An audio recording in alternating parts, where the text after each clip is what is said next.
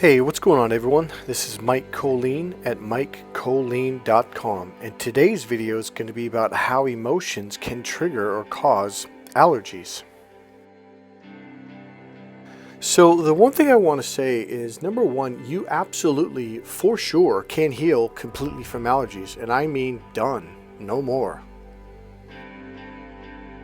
So this video is about, I want to say that, okay, so there's more than one cause for allergies, okay? So this video is going to be about how, so some of it can be literally hypnosis. People, commercials in general, can do embedded commands, anchors, and other NLP and hypnotic techniques to link into your nervous system that you have allergies, and here's how you're supposed to respond. In other words, it's literally taught to you. And it's taught on an unconscious level. That's why they're using in the commercials hypnosis techniques. So one of the ways is it's taught to you literally. It's conditioned into you over time. After commercial, another company, and you see billboards and you see images like I'm using right now with this woman sneezing. I mean, these are all techniques to install hypnotically different kinds of things, such as you believe you're sick or you have allergies and you start sneezing a certain time of the year. Now, another cause of allergies is something traumatic happens. Like I said in the last video, someone scares you, or it could literally be a prank. All right, someone scares you. Maybe you got in a car accident, or maybe there was a death in the family, and when you first heard it, it was so traumatizing that it had an effect on your emotional nervous system. And as I stated in the last video, our unconscious system, I don't mean our logical brain, but our unconscious sensory system is always looking out for different information and data and noticing, is it hot, warm, cold, like what's in the air, are there toxins? It's doing this to protect you. Now, when something scary, loud, a bomb goes off, somebody dies, an accident, something, maybe somebody breaks up with you, what it notices when you go into that traumatic emotional experience, your unconscious mind will look for what is unique or different in my environment right now. And if in that moment it happens to have a certain pollen in the air or two pollens, it goes, oh, those things are different. So then what happens the following year, or even a day or two later, when you just smell that, because it could have been an accident, a day later you're fine, a week later, a month later you're totally fine, but you start to sneeze and sneeze and sneeze, and you're like, whoa, where did those come from? So your unconscious sensory system is always looking out for what's unique in your environment, something that's different, that's not normally there, and then it basically blames that, or it tags that and says, oh, it's this thing, so next time when I smell, see, feel, or hear this thing, I'm going to go into this anaphylactic shock or this sneezing attack, etc. And thus you start having allergies for years and years and years until somebody comes in and rewires your system, like me. Now here's the third reason that your allergies can get triggered, or the whole complete cause of them: emotions.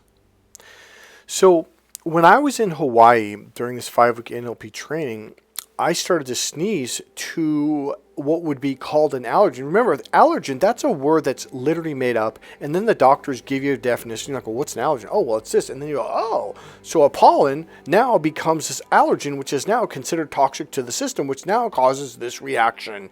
So you've been taught and trained. So here's the thing, though. I was in Hawaii, and I've never been around volcanoes before in my life, and all of a sudden, about 2 weeks in, I start sneezing and sneezing and sneezing, and it was horrible. Holy shit. And so what happened was the head trainer and the second in charge came up to say, hey, you're having an effect. I'm like, yeah, I've heard from the natives, the Hawaiians, that it's from the fog, or, the fog is basically, it's kind of like fog mixed in with the sulfur that's released from the volcano, right? And so they're like, well, yeah, that's true. That's become the trigger, but that's not actually what it is. I'm like, what do you mean? Like, well, there's an emotional issue coming up. Now, NLP trainings will bring up emotions that have been buried a long time ago, and it causes it to come up because it's like, hey, this is something that you need to deal with and heal now. All right, so here's the basic gist of what I'm saying in this is an emotional issue was coming up to be healed, and on some level I was afraid of it and I didn't want to deal with it. I didn't want to heal it, okay? And so the sneezing becomes like a defense mechanism to distract you from those emotions and feelings that are beginning to come up. So suddenly, when you're around someone who begins to bring up a subject or talk about something, or it could be someone from that time in your childhood who was in the neighborhood or might have been there when that thing happened, is suddenly you start to sneeze and sneeze and sneeze and sneeze, your eyes itchy and get watery. Oh, I got to go home. It is a defense mechanism to avoid dealing with the healing. Now, you may be like, I have absolutely no idea what you're talking about, because that's what I was like in Hawaii. I'm like, no, I'm feeling fine emotionally. Everything there, like, Michael, you got something you got to deal with. So, luckily, during the NLP training, we were using the techniques to actually work on each other on our issues and what was coming up. One of the coolest things that I learned during this training was you could have an issue that causes you to get headaches. And by the way, headaches is another distraction technique of your unconscious mind to block emotions that are coming up to be healed. Okay, so there's all scratching, headaches, going blank, losing focus. Like there's all kinds of things that all of a sudden, whoa, I'm just, something happens and I got to go home or change the conversation. Another thing that it can be, and this is something that I had a major problem with up until I was probably about 32 years old. At this point, I'd done a lot of healing work. I jumped into the healing industry when I was 19 years old, and I started going to these trainings. I would go to NLP trainers and energy healers and hypnotherapists and all kinds of people. So here's what it was, and maybe for you. So it could be headaches, it could be sneezing and allergies, itchy eyes, it could be losing focus, it could be upset stomach. I used to get so sick that in the middle of baseball games I would literally tell the coach, hey, I got to get on the bench, I can't do this. My stomach was just burning up and I felt sick and all kinds of stuff. Getting sick is another one. Like out of the blue, you just suddenly get sick and you're like, well, I don't know what's going on here. And oh no, I got to go home. Well, you're avoiding the situation, you're avoiding the learning. So during a baseball game, it happened a couple times. I very distinctly remember getting an upset stomach out of the blue. I didn't eat junk food that day. I ate very healthy fruits and vegetables, clean food, etc. And I just finally, after the third inning, I waved the coach like, I cannot do this. And he goes, all right. So he subbed another guy in. And after a couple pitches, like, hey, I'm fine. He goes, really? I'm like, yeah, I'm okay now. And I put my gear back on, ran back out there. And sure enough, 2 or 3 pitches later, like, oh, man, my stomach. And I called timeout. I had to leave again. And then when I sat on the bench for about half an inning, it went away. And the coach was like, what's going on with you? Like, yeah, I don't know. Here's the deal. I used to get upset stomach all the time. I mean, it was the bane of my existence. It was awful. I cannot remember. I mean, it has literally been decades. And let me tell you something. I eat junk food all the time. I drink Coca-Cola. Not all the time, but I don't watch what I eat like I used to. I used to eat like a rabbit. My friends used to make fun, like, dude, like, do you ever eat any cookies or any soda? Like, no, dude, I can't. I get upset stomach. Because that's what I thought it was. Turns out that wasn't it at all. So the main message from this video is, number one, yes, I help people work through these things, whether it's allergies or phobias or anything at all. And I use energy, not on phobias, but on allergies, cancer, stuff like that. I absolutely use energy healing on that. It's simple, it's easy, and it's actually really fun to watch people heal. And they're like, what in the hell happened? I was like, yeah, it's really interesting watching this stuff work. And the greatest thing for me is watching people heal from something that they've had their entire life. They've gone to doctors to, they've tried this medication, they've tried that, they've tried everything in the world, from yoga to acupuncture, anything and everything.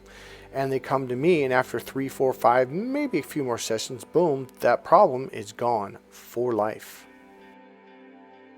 So ladies and gentlemen, I want you to know that, number one, emotions are something that can trigger an allergic reaction. And usually when you have allergies, there is an emotional issue behind that. There are emotions coming up. Now, what are emotions? Emotions are energy. What is communication? Communication literally is energy. Okay, I'm talking atoms and electrons, and think of emotions and energy as the same thing. That's all it is. Communication is energy. So, what is energy healing? Energy healing is it's a form, a much deeper, much more intricate, and oh god, it's like millions and millions and millions of bits of information that are being shifted into your system, and it's like everything is turned from this negative thing into this positive thing, and all of a sudden things just begin to heal. Now, although that was an oversimplification, I'm trying to explain something that I wish I had a graphic designer to give you a visual depiction of what I'm trying to say, and because I can't quite put it into words. So I'm going to leave it at that. You absolutely can heal from allergies, and allergies it's kind of like, okay, it's like the phobia cure. It is so easy to heal that it's fun to work with. All right, so All right, so I had a client who had a phobia, really, really bad phobia. I mean, it was ridiculous. But the funny thing is most phobias are hilarious. I mean, and so she had a phobia of frogs. It would just, in fact, she was sitting there, I can't tell you what it is. I'm like, well, how am I going to help you? Like, what the hell? And I do remember that they said, well, you don't actually need to know what their problem is. All you need to know is have them present it in their own mind, and then you could walk them through the steps. So that was a really cool thing. I was like, oh, okay. Well, she ended up blurting it out, and I'm like, okay, well, you don't have to, it's frogs. And she literally jumped up on my kitchen table. Luckily, it was a big wooden table, and she broke out in an instant, and I mean instantaneous, drenched sweat, and her face was just beet red, and so were her hands. So this was my first time doing this, and this was like early on, I think the first year, and I was like, and she scared the crap out of me because I was not expecting this young lady to jump up on the kitchen table. I was like, holy jeez, it's like she got my adrenaline going, oh geez, okay, calm down. And so now it's like she put all this pressure on me. Like, oh my god. I'm like, well, they say the phobia cure, just follow the steps, and I did, and boom, it was gone. And she literally, the same thing that anchored / triggered her into this massive phobia, boom, triggered her into laughter. Now, I did link in a laughter anchor, and it's a long story. If you want to hear about that, that's a really cool story. Maybe I'll make a separate video on that. So I was like, wow, that was really easy. So here's what I started to do. Okay, I'll give you one example. I would just walk around and people would like have a phobia, like, oh, hey, I could fix that for you. Like, oh, yeah, right, whatever. No, I'm serious. So long story short, she was completely healed, and about a week later, some dude in his military uniform, this guy had like 7 stripes, so he's pretty high rank. I think he was in the military for 15 years.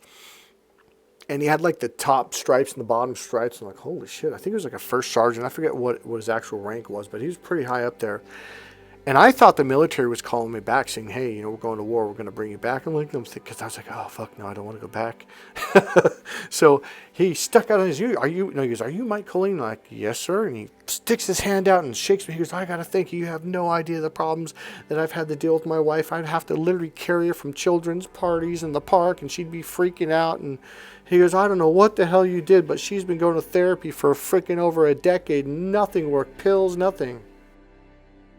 So here's the deal. This is what psychologists would tell you back then, was it would take 2 to 12 years to heal each phobia. So if you had more than one, well, you're looking at 4 to 24 years of therapy. What they really mean is they don't know what the hell they're doing, so hopefully we can fix you, but they don't know. See, look, I'm telling you right now, this is one thing. There was a phrase they would say during NLP trainings. It's like being a car mechanic. You either know how to fix it or you don't. And if you can't fix it in a few sessions, then you don't know what the hell you're doing. All right, I have got to throw this story in. This is going to be really cool. Two quick stories. I forgot the second one. Shit. All right, maybe it'll come back.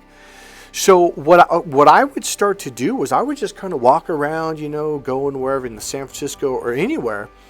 And if somebody had a phobia, I was like, oh, hey, I could take care. Oh, yeah, I remember that. It was at Home Depot. That's the second one. And I was like, oh, I could take care. Like, no, I've been in therapy for years. Like, it's not that easy. I'm like, no, we can get rid of it right now. And they look at me like, man, this dude's fucking loony or he's on drugs. All right, so this one was kind of an intense, more serious one. So here's what happened. I was at the Oakland Coliseum. I went with this guy named Joe who used to live in the same city I lived in. He took me to a country concert where the Dixie Chicks were there and whatever Lambert, I can't remember her first name, and all these just the top country musicians were there. It was a packed house, Oakland Coliseum, right? And it was in between bands, so they were changing the set, meaning getting the drums and all that stuff, and putting the next band's drums up there, and the equipment and guitars and all that stuff. And so everybody was up at the concession stands, going to the bathroom, and it was freaking packed because you walked all the way around on like 2 levels or something like that. I think it was 2 levels. And all of a sudden, I see this girl coming, and I'm looking at her, and she's just panicking, and she freezes. And I walk up to her as fast as I could because the crowd was packed. It was hard to walk, and no one cared. People just looked at her like, "Oh, that's what's wrong with her." And so I went up to her. I go, "Miss, are you having a panic?" She's, yes, and she had it really, really, really bad. So I go, "It's okay. I'm a hypnotherapist. I know how to help you with this." So I put my arm around her shoulder and I slowly guided us over towards the wall. Now I was trying to get to some kind of space because people were constantly bumping into us. Now this was a young lady. She was probably, I'm going to guess 18, 19, 20 years old. She was a young lady. And so I finally found this door, these 2 doors, and it said something like emergency medical people or technicians or something. And I banged on the door. And finally someone goes, "What?" I was like, "Hey, this girl's having a major meltdown. She's having a panic attack right now." I go, I need some space so I can help her. Like, no, we got her. I'm like, no, I've got her. I'm trained in this. And the guy goes, "What?" I go, and I just threw it out there like, "I'm a certified NLP trainer, certified master hypnotherapist. This is what I'm trained in. I can help her." And like, oh, okay. So there's like 3 or 4 people in there, and they sat her up on this like gurney like thing with a padded cushion where you lay down on, like a massage table almost, but more of a medical one. And basically, one thing you do is you gain rapport with them. So she was rocking back and forth, and her eyes were dilated, not dilated, but very tiny. And so I had to like go into the same state. I had to rock with her, and I was gaining rapport with her unconscious mind. I'm rocking back and forth. And then I started taking some deep breaths like this with her. And then the trainers, the people were looking at me like, "What are you doing?" And I held my hand up just like one to hold on. And we're doing it, but I'm starting to breathe, which caused her to breathe while we were doing this. And she started slowing. And then what happened was, now when you go into a panic, what's happening is you are not breathing deep. Your stomach tightens, your solar plexus tightens up. So what I had to do is get her body breathing to get oxygen, because what happens is when you don't have enough oxygen in your bloodstream, it doesn't feed your brain, so you can go into even worse panic.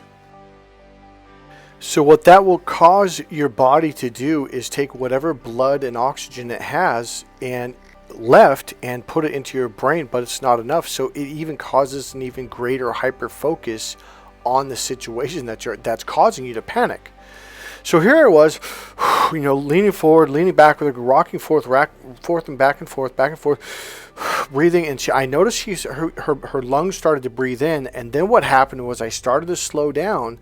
And I said, "You're going to begin to notice that the world's going to start slowing down now." So when I gained rapport with her, her body started to slow down with my body.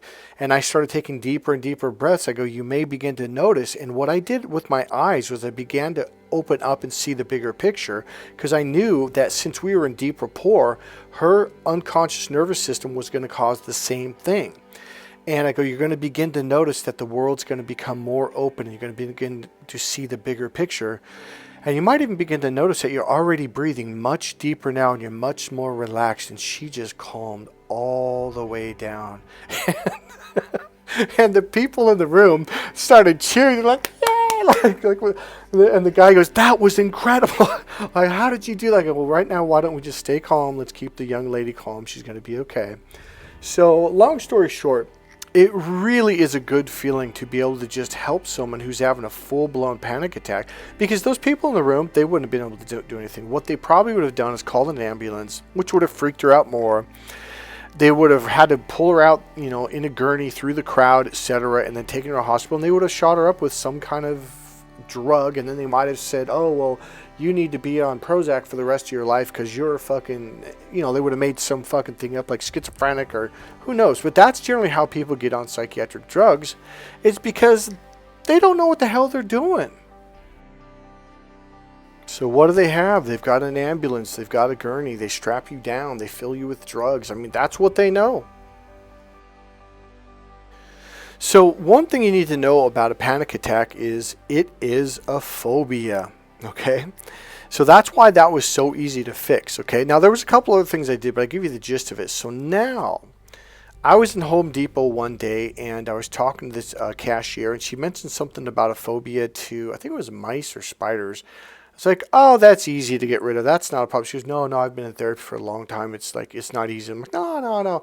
And so I walked her through this phobia technique to get rid of phobias, and boom, it was gone. And she's just like, how did you do that? I'm like, don't worry about it. Have a nice day. So it's really a fun, rewarding thing to do, to be able to take someone who's absolutely losing it in a total panic, or someone who's had this lifelong fear and they're afraid to pretty much do anything in the dark or whatever, and to take them out of it, and all of a sudden they're just living their life freely. What am I trying to say? You can change and you can heal. The technology is here. It's been here for 3 decades. God bless you guys. I'll see you in the next video.